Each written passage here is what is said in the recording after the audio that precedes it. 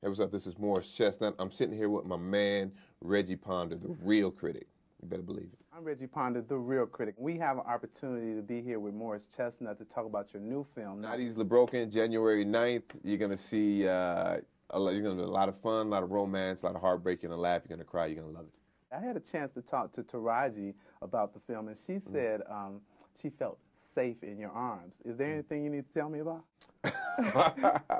No, I mean, can I get a scoop here? I mean, no, there's no scoop. There's no scoop. I mean, she was pivotal to this movie. You know, we definitely wanted someone who really knew who had a strong emotional center.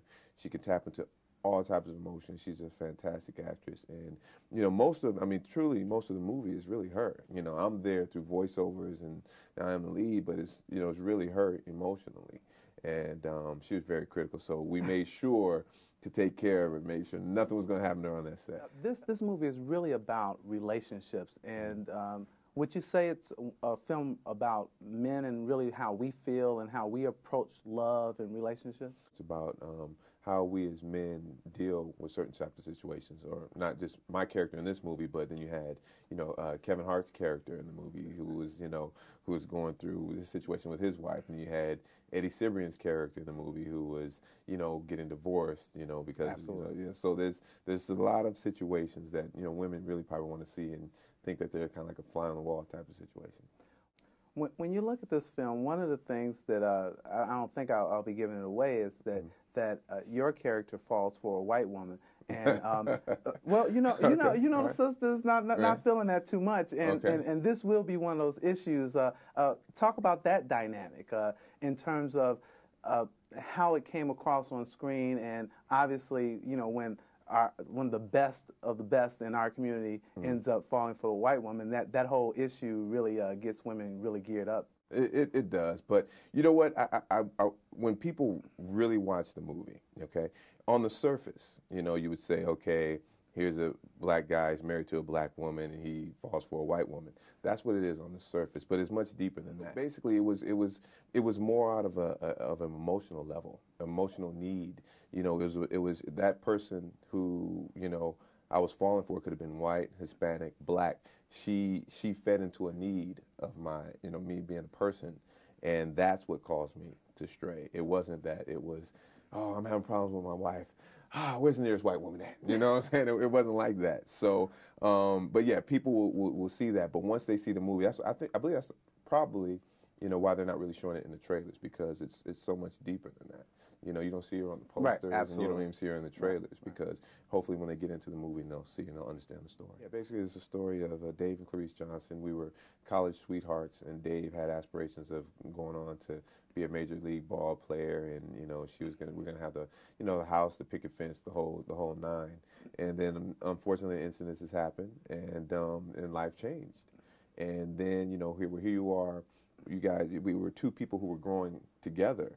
But we still grew, but we grew apart, but we were still growing. And, we grew and have different needs and different desires because of what has been transpired in our life.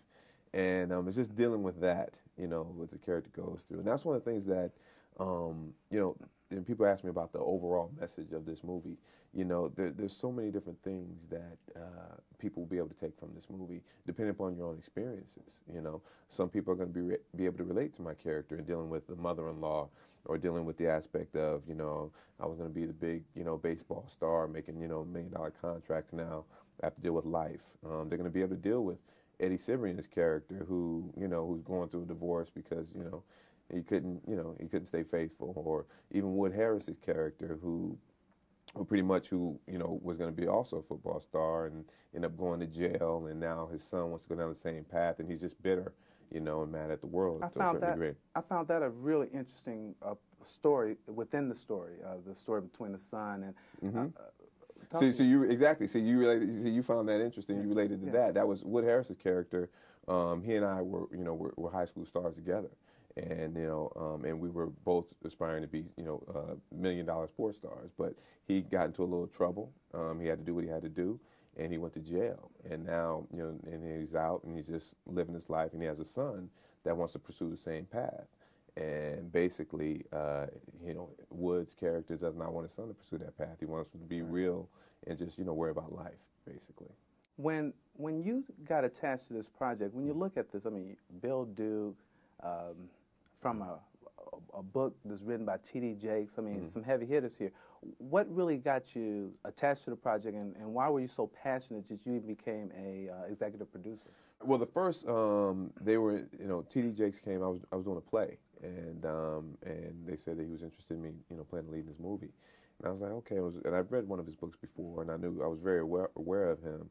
And he came out and we met, you know, I read the script, and I was like, this is very interesting. And Bill Duke wasn't attached at the time. And I said, you know, this is a great opportunity. I said, well, you know, I definitely would love to be in the movie and play this character, but I want to EP it and, you know, bring on people, you know. And I was the one that suggested to bring, you know, to go after Bill Duke. You know, Bill Duke, you know, and I think he's a fantastic director. And what you see on the screen in this movie, you know, is pretty much, is him, you know, all of his vision. And he added so much. He enriched the film so much that, you know, I don't know where we would be, you know, without him. And then, you know, he and I together thought about Taraji. She was the top of the list, the person we wanted. And then I brought in, you know, Eddie and Kevin. I just called them on the phone and said, hey, we're doing this, so come on. There's this real resurgence of faith-based films. Could you speak a little bit on that? Well, yeah, there is. I mean, the thing about our movie is, you know, there is an element of faith. You know, and I guess, you know, since there's an element of faith, that could be considered a faith-based movie, and obviously T.D. Jakes wrote the book. But, you know, if you were to take T.D. Jakes' name off of the movie, and it wasn't based on his book, you know, you wouldn't come out of the movie saying, I just saw a religious film. You know, there was religion, you know what I'm saying? Absolutely. So there were scenes in the movie, you know, that dealt with the pastor and life, but it's really much more than that. And hopefully the audience will understand, and they'll want to see the movie. And when they come out and tell their friends or family or whoever about it, they'll say it's really just a good movie. But the resurgence of faith-based movies, I mean, I know that and I think Kirk Cameron did a movie that, you know, cost like $2 and it made like, you know, $80 million. That's right, Fireproof Marriage. Exactly, Fireproof, exactly. So I haven't been fortunate enough to see that yet, but I hear it's a great movie. And I think, you know, when you talk about faith and spirituality, you know, everyone at some point, for the most part, you know, can relate to that. You know, even if you are, you know, even if you're not, if you go to church, you know, one day a year, if you don't go to church, you know, comes a time when, you know, everyone's life, especially now, you know, we're going through recession and, you know, times are hard for everyone. You know, most people turn to, you know, God or whatever their belief is, you know. When we look at African-American roles for African-Americans in film, it seems to be lacking in terms of the roles with depth. How do you think, if at all, the election of Barack Obama may influence or change that? Wow. I hope it would influence, because the thing about it is, the one thing I've always said about Hollywood, right? Hollywood is, you know, it's not, to a certain degree, it's not black or white. You know, it's green. You know, if you're gonna put if you're gonna put the butts in the seat, right? They're gonna pay you handsomely. I mean, Will Smith is, you know, arguably, well, pretty much the biggest Hollywood, you know, movie star in the world. You know, and, you know, he can play any type of role. You know, people don't say, I want to cast a black guy, Will Smith. You know, they don't say, I want to cast Will Smith. Jamie Foxx is coming along, you know, won the Academy Award. You know, he's just an actor. But I think hopefully what, you know, Obama becoming president does is, there's always been a, I don't want to say, I know they did it on 24. Where Dennis Haysbert played the president, you know, and I don't really know if it was that big of an issue. Hey, it was a black guy as the president, but that's what people would say to me. You see the black guy on 24 as the president? That's what people would come up to me, because it was just odd to see, you know, a black man in such a powerful position, even though it was a television show.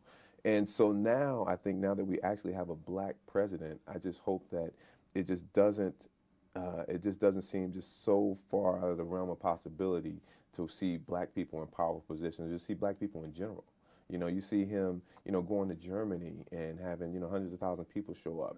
You know, he's transcending that color barrier, you know, and I just hope that just happens generally. It's going to be a gradual process. Thanks a lot. I appreciate it. Thank you. All right.